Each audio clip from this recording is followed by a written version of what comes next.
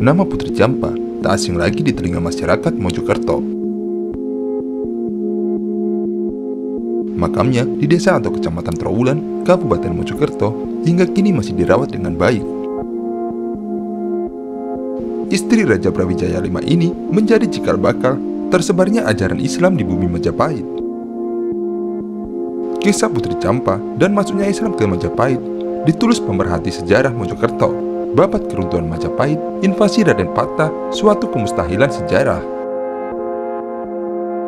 Berdasarkan literatur puja sastra sejenis babat atau serat, Prabu Brawijaya V menikah dengan putri kerajaan Champa. Putri Champa itu hadiah dari Raja Champa Indrawarman VI sekitar tahun 1428 Masehi, tulis Amin dalam bukunya. Amin menjelaskan, Putri Champa bernama Darawati atau Dwarawati. Dia dikirim ke Majapahit saat berusia 17 tahun. Darawati menjadi istri selir dari Prabu Brawijaya V atau Dia Kertawijaya sejak 1430 Masehi. Putri Champa bukan putri bangsawan atau putri raja, sehingga hanya menjadi istri selir Brawijaya V. Keberadaan Putri Champa yang menjadi istri raja mengundang imigran asal Champa datang ke kerajaan Majapahit. Para imigran muslim itu diperkirakan masuk ke Majapahit 1476 sampai 1470 Masehi. Agama Islam sudah dianut sebagian kecil masyarakat Champa sejak abad 11. Ekspansi agama itu buah masuknya para pedagang dari Arab dan Persia ke negeri tersebut. Terdapat nama-nama ulama besar di antara imigran asal Champa yang datang ke Majapahit, antara lain Raden Rahmat atau Sunan Ampel, ayah Raden Rahmat Magdum Brahim Asmara atau Ibrahim Asmara Kandi, Raden Santri Ali, Raden Ali Murtolo, serta Raden Burereh. Masuknya imigran muslim asal Champa ke Majapahit disebut dalam puja sastra Jawa, Madura maupun Sunda, baik berupa abad maupun serat. Tujuan mereka untuk menemui kerabat dekat yang menjadi istri raja atau Putri Champa, sekaligus menjadi swaka politik. Para imigran itu dilarang kembali ke Champa oleh Prabu Ranawijaya. Berdasarkan babat tanah Jawi, para imigran muslim itu dipimpin Magdum Brahim Asmara, ayah Raden Rahmat. Magdum Brahim keturunan Nabi Muhammad yang menikah dengan orang Champa. Dia berasal dari Tiulen, kepulauan kecil di tepi timur Laut Kaspia, masuk wilayah Kazakhstan, timur barat Laut Samakdan. Serat wali sana menyebutkan, sebelum masuk tiba di ibu kota Majapahit, rombongan imigran singgah di Palembang. Saat itu, Palembang dipimpin Adipati Arya Damar.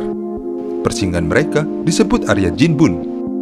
Putra Raja Brawijaya V dari selir asal Cina menganut Islam. Arya Jinbun kala itu diasuh oleh Arya Damar. Saat memeluk Islam, dia berganti nama menjadi Raden Patah. Raden Patah yang kala itu berusia 30 tahun mengantarkan rombongan imigran ke ibu kota Majapahit. Namun, Magdum Brahim wafat saat sampai di Tuban. Sampai di ibu kota Majapahit, saat itu berada di Daha. Raden Patah membawa rombongan menghadap ke Prabu Dyah Ranawijaya. Ternyata, Putri Champa yang akan mereka temui meninggal di usia muda, yaitu usia 35 tahun. Pada 1448 Masehi, atau 1370 Saka. Mereka berencana kembali ke Champa, tapi dilarang Raja Ranawijaya. Atas lobi politik Raden Patah, mereka diberi tempat tinggal oleh Raja. Kedatangan imigran muslim asal Champa itu membuat Prabu Ranawijaya menggagas pendirian masjid. Dia berharap daerah pesisir seperti Surabaya, Gresik, dan Tuban menjadi ramai dikunjungi pedagang muslim lainnya, sehingga memberikan keuntungan ekonomi bagi Majapahit. Oleh Raja Ranawijaya, Raden Rahmat ditempatkan di Surabaya, sedangkan Raden Santri Ali ditempatkan di Gresik. Raden Rahmat lantas ditunjuk menjadi imam masjid di Ampel Denta, sehingga dijuluki Sunan Ampel. Dia menikah dengan Nyi Ageng Manila, putri Adipati Tuban Arya Tejo.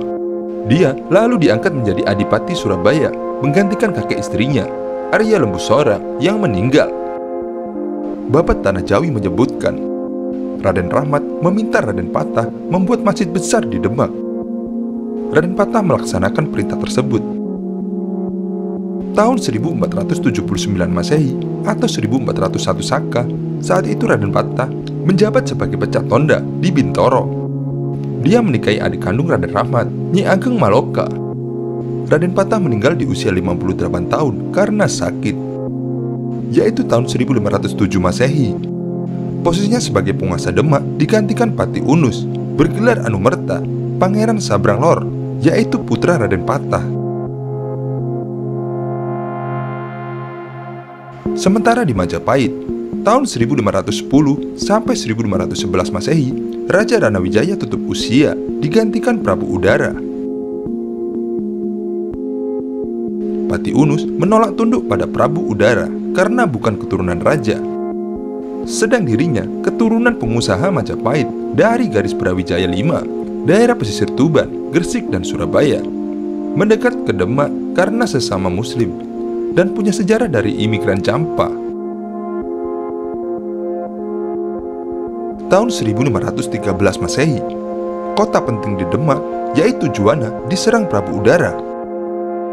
Berikutnya tahun 1520 sampai 1521 Masehi, giliran Pati Unus menyerang Majapahit, sehingga Prabu Udara tersingkir ke Panarukan, dekat Blambangan. Dengan begitu, Majapahit takluk di tangan Demak. Wilayah kekuasaan Majapahit pun beralih menjadi kekuasaan Kerajaan Demak yang beragama Islam.